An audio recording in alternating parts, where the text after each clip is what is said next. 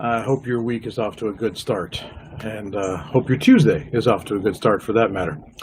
And I'm just going to share something really briefly with you this morning.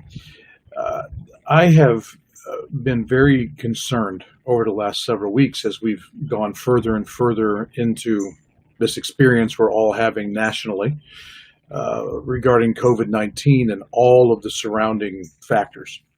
I've been very concerned about what I've seen, uh, just generally speaking, from the capital C church in the United States on a lot of levels. But what I wanted to share with you this morning is something that particularly pertains to each of us individually. And that is this: the church has shown I think, a marked lack of courage in the face of all of this. And I realize that what I'm getting ready to say could easily be attacked, and that's okay. I'm going to try to say it as carefully as I can, and I'm going to try to give some surrounding factors to it. But it doesn't change this. The longer I watch this go on, and the more I pray, the more I feel that we are seeing the fulfillment of a prophecy of Jesus. In the book of Luke, Jesus says that toward the end times, and I don't know how close we are to the end times, but we're closer than we were yesterday. I know that. He says that men's hearts and women's hearts will fail them for fear. Fear takes the heart out of you. That's what it does over time if it's not dealt with, if it's not confronted. And by the way, the only way I know to confront fear is to recognize it as a spirit of fear and to spiritually rebuke it and bind it, and then to move in the opposite spirit. And the opposite spirit of fear is a spirit of faith and a spirit of courage. And I haven't seen that by and large out of a lot of the church. This is not anything to do with your personal stance on a lot of the things going on. People have different opinions about we shouldn't be opening up as fast or we should be opening up faster. Masks are worthless. Masks should be worn at all times and everything in between. Wait for a vaccination. I would never take a vaccination. I mean, we've got all sorts of polar positions. But what I'm encouraging you to do as a child of God is to go to the Lord and begin to pray for a revelation of where fear is at work in your life. Now, maybe what you'll find is it's really not at work at all. But here's what I've found over the years. Many times, and not about COVID-19, but many times, what I liked to tell myself was just caution and wisdom and so forth. Really, when all was said and done, it boiled down to I was afraid of something, and I was masking that fear by other kinds of things. And I feel this is very important for us as a church, as a church in America, but even for us as a church right here in Danville, Virginia, as a local church. I look at the latest statistics, and while the number of new cases has risen dramatically in the last several weeks, interestingly enough, the number of deaths has actually dropped. It's as low as it has been since the start of the pandemic. In fact, the CDC said yesterday or late last week, I don't remember which, that the numbers now have dropped to the point to where this isn't even definable as a pandemic anymore. And yet people are still living with tremendous amounts of fear. The statistics that just were released yesterday, and these aren't political statistics, these are CDC statistics and so forth, show that for people under the age of 55, that the death rate is so negligible that it statistically doesn't even exist. And yet young people are scared and parents are scared. It has virtually flu seasons are much, much worse for younger groups than COVID-19 has been, and yet parents are keeping children inside and so forth to such a great extent.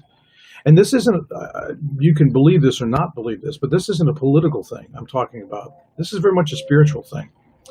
What I'm really concerned about is that our children, a whole generation, is being indoctrinated in short order with an incredible spirit of fear about everything.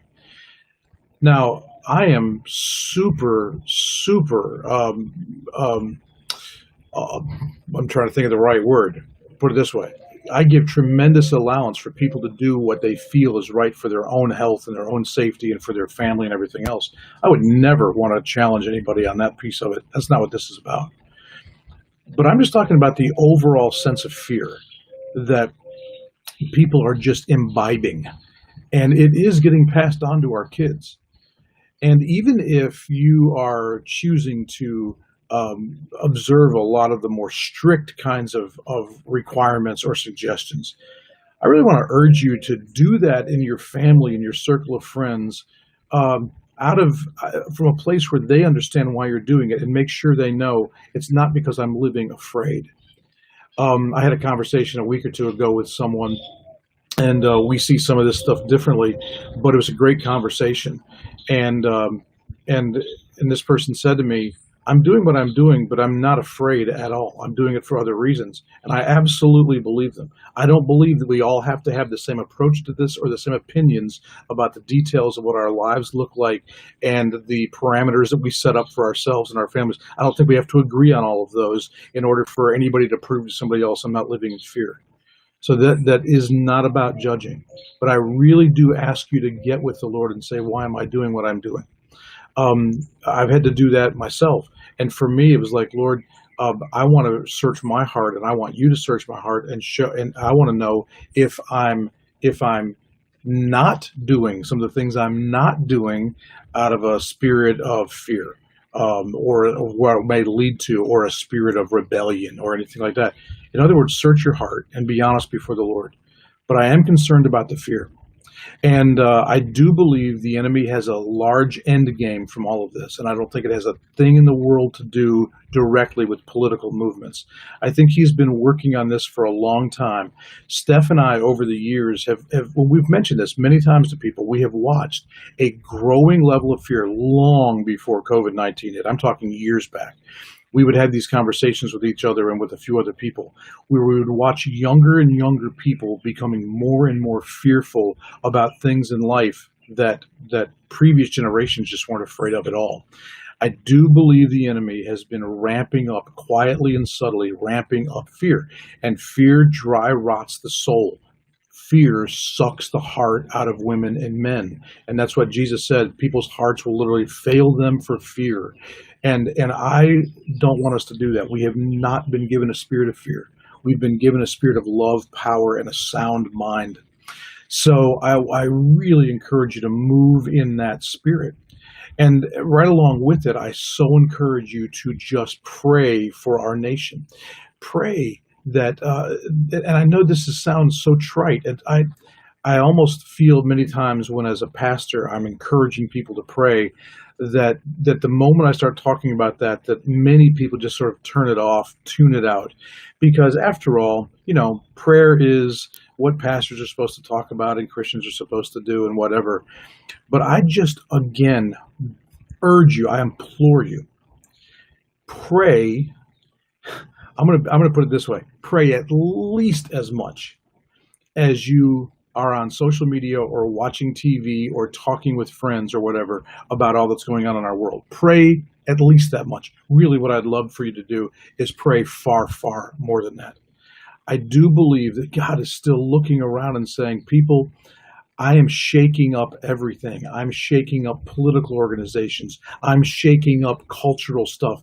I'm shaking the media. I'm shaking the financial market. I'm shaking the economy. I'm shaking everything. Where are my people who will turn to me and get on their face before me and just be crying out to me without ceasing until they see miracles occur? Where healing takes place for those who have been infected and are sick, where righteousness becomes the order of the day for our leaders, where those who are lying and those who are using these things for their own purposes are exposed and toppled, and people who will truly listen to God are people who will go into places of positions of authority and influence. Where are these people? I believe God's looking around going, come on, what else do I have to do? And what I find is this is just my own experience in life, long before COVID-19 ever put in an appearance. You cannot be a person of prayer and a person of fear at the same time. You can't do it. So again, I want to be so careful on this. This is not saying you need to respond to this like me in the details of how you do your life. It is not. As I just said, conversation a week or two ago with someone whose heart I trust totally, don't believe there's any fear in operation at all, and they are doing many things differently than I'm doing it. This isn't about saying we've all got to match up. But it is about going before the Lord and saying, God, I want to be sure that I'm not doing my life out of rebellion and anger. I also want to be sure I'm not doing it out of fear. I want to be doing it from a place of faith and righteousness and trusting in you. I want to live with a fear of the Lord on me, where literally I'm going through my life saying, am I honoring God? Is this emotion that I'm engendering and nurturing, is it honoring God? I want to honor God by the words I'm saying, the conversations I'm having. Are they conversations of fear and anger and mistrust or attack, or are they the kinds of things that truly will honor God? Is my mouth full of praise? This morning I was reading out of the book of Numbers, and one of the things that struck me in that reading was that when the people of God got up and moved, Judah, the tribe of Judah, led the way. The tribe of Judah was the tribe of praise. Am I filling my mouth? Am I filling the atmosphere around me with praise for what God is doing? I urge you, I implore you, as the people of God, don't live in fear. Don't operate from fear. Be people of tremendous prayer. Be people crying out to God. 2 Chronicles 7:14 people, God, we are humbling ourselves before you. We're seeking your face. We're ready to drop any of our wicked ways. We are asking you to come and to heal our land. Be those kinds of people. Be gracious and be kind, but be strong. And encourage one another. We need so much encouragement. I frequently, when I see good news about the COVID-19 stats, I'll tweet them out or something like that.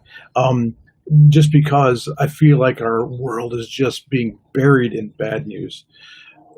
We are ministers of the gospel, right? What does the word itself mean? Good news. We're ministers of good news. Our God is listening. Our God stands poised and ready to move even far more than he has moved already. And he's already done great things regarding all of this. The reason it didn't turn into what it was predicted wasn't just because people got it wrong. It wasn't just because people took measures. It was because God heard our prayers and moved powerfully in our lives. So be people of praise and people of prayer. Be people of courage. Be people of kindness. Let us be the people who respond to a father who is saying, come on, in all of this, where are my sons and daughters who will partner with me to see my kingdom break in to the midst of all of this, who will see my kingdom break in to save a nation, not just from a pandemic, but to save a nation from evil, save a nation from injustice, save a nation from destruction. Where are my people who will partner with me to see my kingdom come in this land, heal this land? Where are my people? Best of my ability, I'm going to be one of those people. And I'm just urging you to be one of those people too. So anyway, it's great to see all of you on there. Mary and Steph and Mark and Susan and Roxanne, great to see all of you. And I hope you have a great day, and looking forward to just watching God do amazing things as his people call out to him and move in faith.